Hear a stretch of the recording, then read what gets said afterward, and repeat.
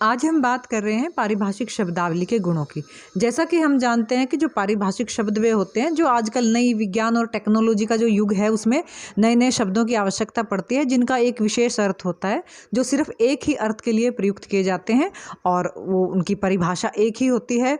उनको आप किसी भी भाषा में बोलें, उनका अर्थ वही रहता है और उनका उच्चारण भी वही रहता है, तो उन्हें हम पारिभाषिक शब्द कहते हैं। अब बात करते हैं इनके गुणों की। तो जो पारिभाषिक जो शब्द है वो उच्चारण में सरल होने चाहिए, जैसा कि पहला यहाँ पॉइंट है, मुख्य जो बिंदु है, उच्चारण में सफलता। कोई भी जो शब्द है वो उच्चारण में सरल होना चाहिए, जो आसानी से उच्चारित किया जा सके।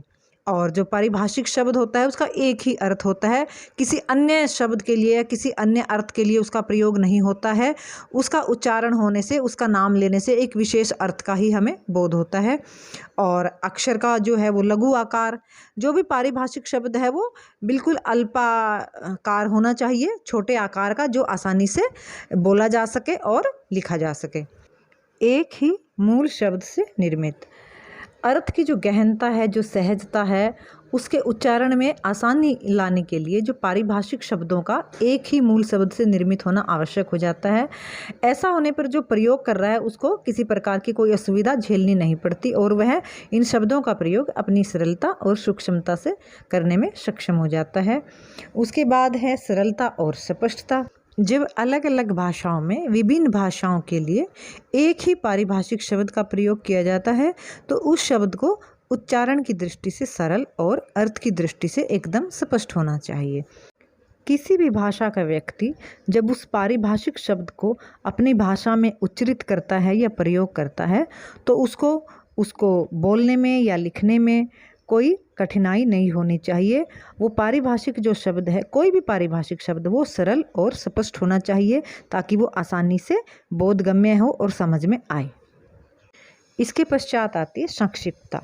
कोई भी शब्द जितना संक्षिप्त होगा वो उतनी ही आसानी से प्रयोग में लाया जा सकता है और उतनी ही आसानी से वो दूसरों को समझ में आ सकता है और अपने अर्थ को प्रकट कर सकता है।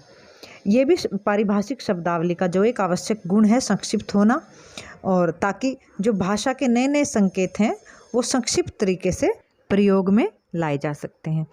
इसके बाद बात करते हैं समान श्रेणी के शब्दों में एक रूपता। सरलता के लिए और उसका अर्थ ग्रहण करने के लिए समान श्रेणी के शब्दों में एक रूपता का होना बहुत ज़रूरी है। इसके साथ साथ उनसे जो मिलते जुलते शब्दों को भी हमें टटोलना चाहिए। ऐसा करने से किसी प्रकार की भी गलतफहमी से बचा जा सकता है और दूसरी जो संकल्पनाएं हैं और चीज़ों के लिए एक ही श्रेणी के जो शब्द हैं वो प्रयुक्त होने चाहिए। जैसे एक शब्द है तापमापी, हम उसका प्रयोग करते हैं ताप मापने के लिए। ये जो तापमापी शब्द है वो थर्मामीटर से ज़्यादा इफ़ेक्टिव शब्द है, उससे ज़्यादा उसका प्रभाव पड़ता है।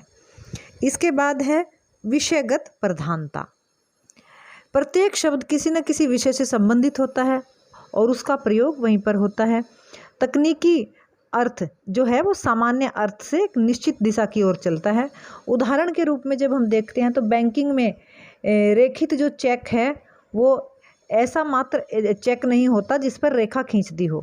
रेखित जो चेक है उसका अर्थ होता है जिस चेक पर बाईं ओर दो समानांतर रेखाएं खींच दी जाती हैं और उसका भुगतान उसी व्यक्ति के खाते के माध्यम से किया जाएगा जिसके नाम का वह चेक है। और फिर आता है रूढ़गत अर्थ की अभिव्यक्ति। पारिभाषिक शब्दावली किसी विशिष्ट शब्द को अभिव्यक्त करती है जो आगे चलकर रूढ़ हो जाता है। उदाहरण के लिए जैसे एक शब्द है डेप्रिशिएशन। यह एक शब्द है, इसका प्रयोग बैंक के कामकाज में एक निश्चित अर्थ में किया जाता है।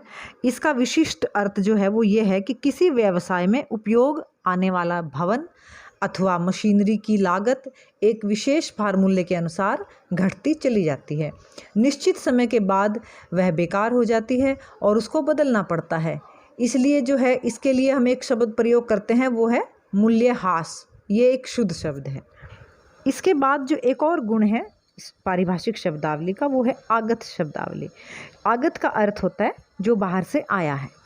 कुछ शब्द ऐसे हैं हमारी भाषाओं में जो दूसरी भाषाओं से जस के तस हम अपनी भाषा में प्रयोग करते हैं। जैसे कुछ शब्द हैं विदेशी, इनमें है बैंक, नोटिस, बस, रेलवे स्टेशन, बोनस, डॉक्टर इत्यादि। ये दूसरी भाषाओं के शब्द हैं जो वैसे के वैसे ही हमारी भाषा में प्रयोग किए जाते हैं। और कुछ शब्द ऐसे हैं जिन्हें हम थोड़ा सा अपनी भाषा के अनुसार ढाल लेते हैं, उनको जस का तस हम प्रयोग में नहीं लाते।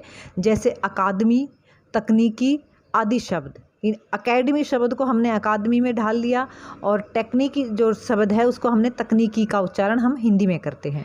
इसके पश्चात बात होती है संकर शब्दावली। संकर जो शब्द है वो दो चीज़ों के प्रयोग से दो अलग अलग शब्दों को मिलाकर जो नए शब्द बनते हैं उन्हें हम संकर शब्दावली कहते हैं। इस शब्दावली का जो प्रयोग है वो निरंतर बढ़ता जा रहा है। जैसे शब्द है रजिस्ट्रीकृत, ओडीकरण, गारंटीकृत, शेयरधारक, वोल्टता, कार्बनीकरण। यहाँ पे जो शेयर है वो विदेशी शब्द है और धारक शब्द है वो हिंदी का शब्द है। गारंटीकृत, गारंटी एक विदेशी शब्द है और जो कृत शब्द है वो हमारी भाषा का शब्द है। और रजिस्ट्रीकृत, रजिस्ट्री एक विदेशी शब्द है और कृत वो हमारी हिंदी भाषा का एक शब्द है। तो इन दोनों को मिला के एक विशेष जो पारिभाषिक शब्द है वो बन गया है।